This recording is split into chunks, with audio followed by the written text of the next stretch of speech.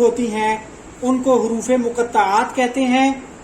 حروف مقطعات باعث برکت ہیں. اگر ان کا نقش اپنے گھر میں یا دکان میں لگا لیا جائے تو یہ باعث برکت ہیں. اب اصل مدعے کے اوپر آتے ہیں کہ حروف مقطعات جیسے یہ 3 حروف تہجی کو ملا کر ایک کلمہ لکھا ہوا ہے الف لام میم.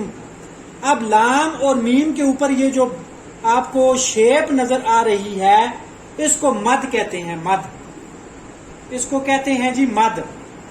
اور یہ میم کے اوپر جو آپ کو شیپ نظر آ رہی ہے یہ والی اس کو کہتے ہیں شد. ٹھیک ہے جی.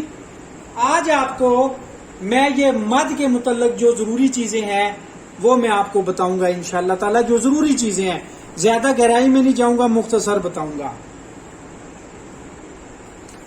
مد کی 4 اقسام ہیں جی. جیسے کہ آپ سکرین کے اوپر دیکھ سکتے ہیں, بلیک بورڈ کے اوپر میں نے پاس کر کے یہ لکھا ہے.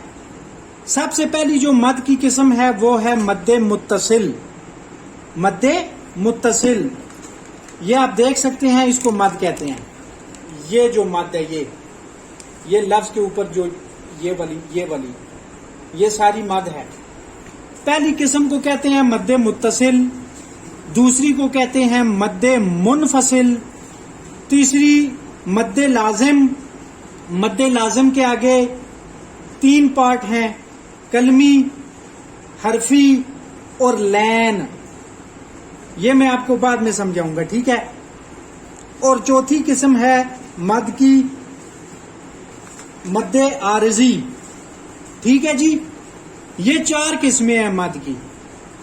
اب اس میں آپ کو مختصر سمجھاتا ہوں.